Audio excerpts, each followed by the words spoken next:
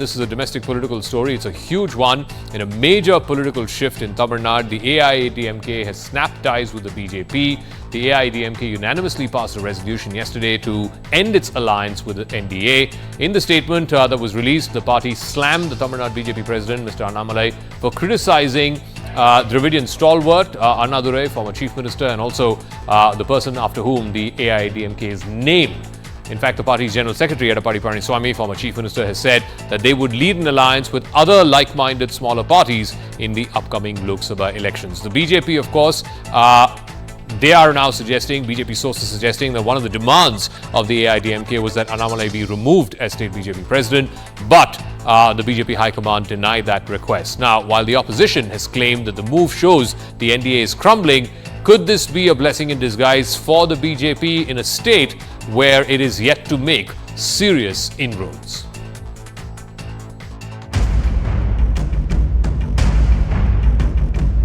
It is BJP who needs AIADMK.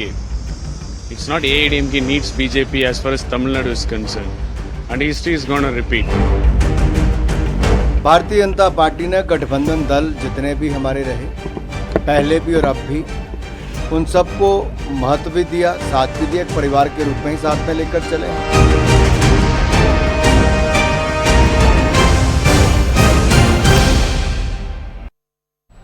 All right, I want to go across first to Kovai Satyan, spokesperson of the AIADMK. We'll also be joined in a moment by R. Rajagopalan, senior journalist, and Suman C. Raman, political analyst. But Kovai Satyan, you have been in alliance with the NDA since certainly the passing of former Chief Minister Madam Jayalalitha. Many in Tamil Nadu, say that the AIADMK, the current leadership, whether it is EPS or your rival faction OPS, has survived with overt and covert support from the BJP. Why are you now, 6 months before a Lok Sabha election, calling off this alliance? Yeah, good evening, Jacob. There is something called a sanctity in ally. When you are in a war, you have to fight the enemy.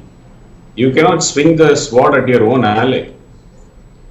And yes, being an ally, the state unit can go to the people, talk about their ideologies, talk about their achievements, and they are all free to develop their party and grow their party. Not at the cost of your ally, whom you need the most in Tamil Nadu. It is BJP who needs AIADMK, not vice versa. And many occasions, we were branded as slaves. We were called as Sanghis whenever we come out in open in support of the ally. But you cannot backstab your own ally at the cost of your growth. So let me ask Mr. Rajagopalan this. I mean, when you, this is what the AIADMK is claiming, their alliance partner and the leader of that alliance in the state abuses, you can't abuse Annadurai of a party that's called Anna DMK and expect the alliance to continue. Zaka, there are certain misgivings between ADMK and BJP. My understanding is after they snapped the ties, now it's a developing story. My understanding are two things. One, BJP is making some efforts. Background talks are on now. That is what I heard from a top source in the BJP and also from ADMK. So therefore, second is, if ADMK walks out of BJP alliance, so therefore ADMK has also opened the door for DMK allies, because DMK allies are accusing ADMK for having tied up with BJP. Since the connection has been severed, now even Congress may peep in that door. No, so of the DMK allies, who do you think could potentially jump ship, either to the NDA or to the AIADMK? Smaller parties like CPI, CPM, Congress may not take that decision, because it is MK Stalin who projected Rahul Gandhi, the only one regional party in India in 2019 who projected Rahul Gandhi. Therefore, Rahul Gandhi and Mr. MK Stalin alliance and friendship are so closer.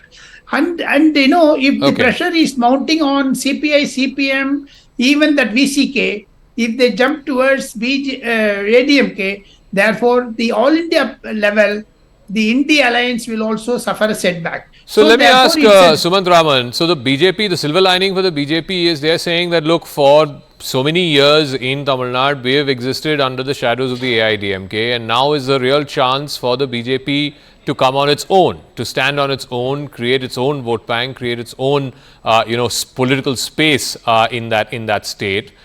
They are a 5 or 6% vote share party. When they are fighting on their own against both the Dravidian parties, DMK and ADMK, they may go from a 6% to a 10% vote share party. Do you buy that argument? Zaka, the point is whether the BJP is satisfied being a 6% or even a 10% party. Now, that is something which I don't really think that the BJP, after seeing what's happened in states like West Bengal and a few other states, would be satisfied with. I mean, I don't see them being happy with 10%.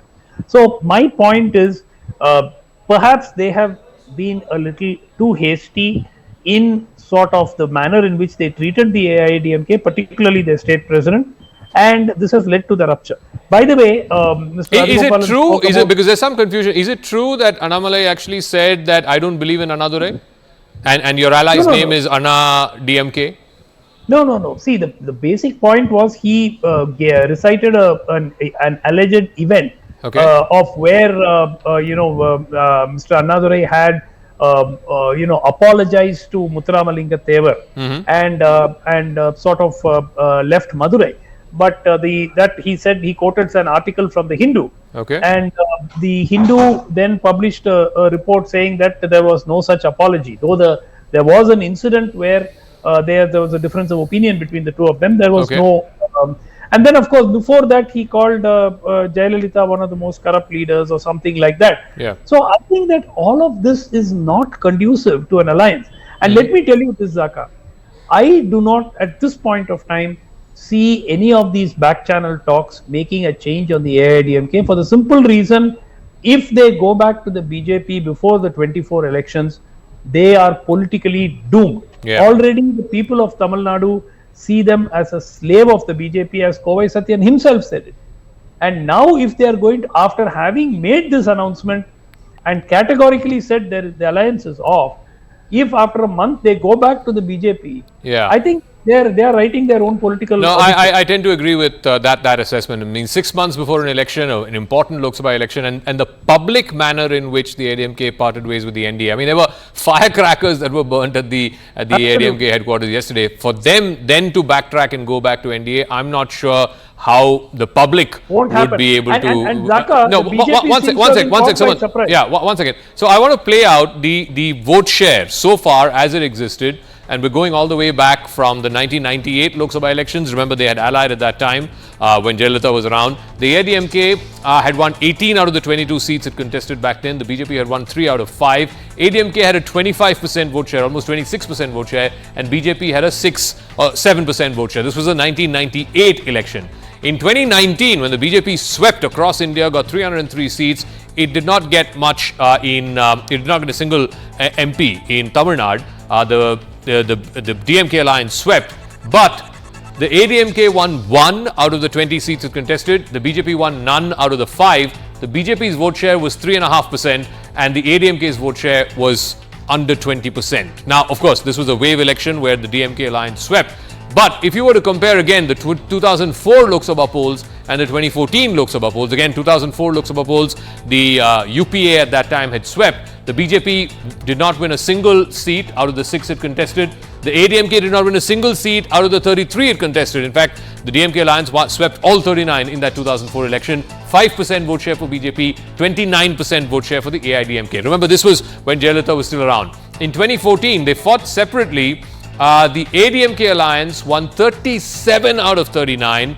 The BJP won 1 out of 8. 5.5% vote share for the BJP and 44, almost 45% vote share for the AIADMK. I think the point here, let me ask this to Mr. Rajagopalan, is that the BJP has not broken the threshold of 7 or 8%. It's not gone into double-digit vote share in Tamil Nadu elections, either Lok Sabha or Assembly for that matter. The AIADMK has only in one election come below 20%. Otherwise, its vote share has always been above 20%. How and why do you think that will dramatically change when these two parties contest separately in the Lok Sabha election of 2024? Jacob, when you quoted these three elections, at that time, the ADMK did not split into three parts. Now, having gone three, splinter groups, I am afraid the same 24% or 19% Mr. Edappadi Palaniswamy may attract. Apart from that, that is the main reason why the minority votes are to be counted by the ADMK. That is why they are wooing the minorities. Now, the minority votes will be split. I don't know whether Sumant Raman will accept with me or not. ADMK's minority concentration is less, but MK Stalin penetration into the minority votes are stronger. So therefore, my understanding is ADMK has taken a calculated risk. Whether it is going to pay dividends for them in 2024 or will they come back to the original position, we have to wait and watch. Apart from that, the minority votes are more crucial. That is why Congress will try to stick with DMK while other smaller parties like CPM, CPI and VCK, because DMK is having anti-incumbency within 22.5 years' time. Sumant Raman and Kovai Satyan may agree with me. The ground swell for Mr. Edappadi Palaniswamy with BJP was stronger because ADMK was encashing the DMK's anti-incumbency. Now with the splinter groups, we have to wait and watch. So, Kovai Satyan, have you done this with an eye on minority votes? That's what Mr. Rajagopalan is saying.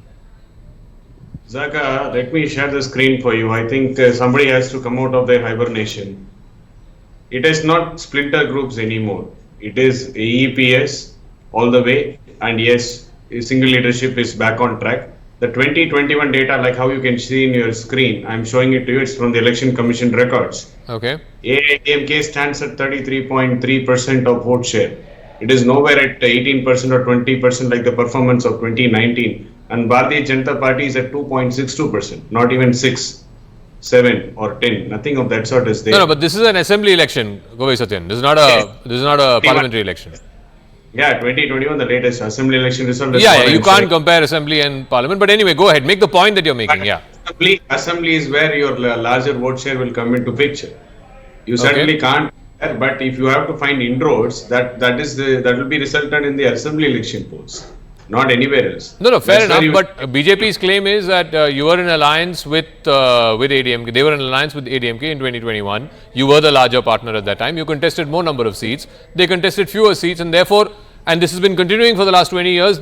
You know, if they have to stand on their own and their vote share has to go from 4 or 5% to 10 or 15%, they have to fight on their own. For that matter, two deals simple. Jaka? Yeah, one second. Let Satyan finish. Yeah. 20 seats is not a lesser number for BJP. So let's understand, the might of AIADMK is different. In the political arena, in the political climate of Tamil Nadu, AIADMK calls the shots.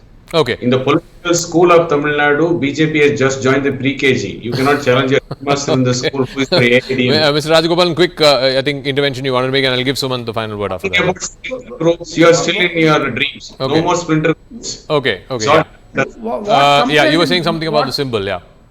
What compelled Mr. Edappadi Palaniswamy to take a drastic decision, because 4 years of his tenure was at the centre's mercy as a chief minister of Mr. Edappadi Palaniswamy, and to the symbol, many of the court cases, the centre supported with the legal team. Correct. My understanding is Edappadi Palaniswamy has also instructed the ADMK leaders not to speak against BJP. So therefore, he kept the room open.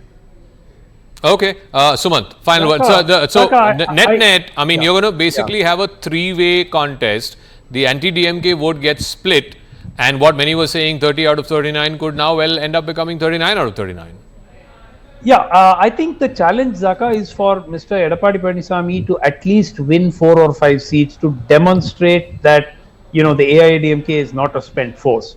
For Mr. Annamalai, a half-decent showing is essential to save his chair and to be, in the fray until the 2026 assembly elections. So I think that this is a big challenge. Yes, the DMK Congress combined will be in pole position. they will almost certainly win the vast majority of seats. But for both the AIADMK and the BJP, 2024 Lok Sabha elections are going to be a crucial test. And for Mr. EPS, having taken this decision to break away and having shown some decisive leadership, he now has to go to the people and back it up with at least 5 or 6 seats in the Lok Sabha election. All right, we'll leave it at that. It's going to be fascinating. It's one of the big states, like I said, 39 seats, and you know, generally elections in Tamil Nadu, whether it's Parliament or for the state assembly elections, they've tended to swing one way or the other in very heavy numbers, either for the DMK alliance or for the ADMK alliance. Whether there will be a rupture in that, whether there will be a change in that, we'll have to wait and see. It's going to be fascinating, the politics of that state.